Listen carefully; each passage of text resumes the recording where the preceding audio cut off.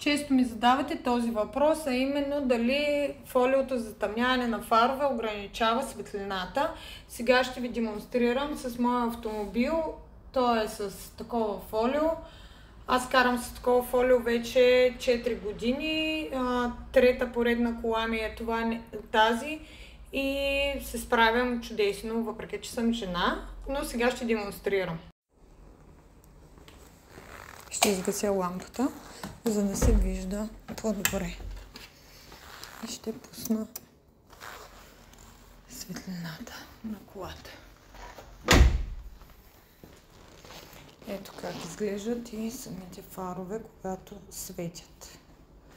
Това е количеството светлина. Разликата е единствено в това, че светлината не е кристално бяла, а е леко опушена. Все едно в ярко слънце лятото сте си сложили леко тонирани очила. Ето пак показвам.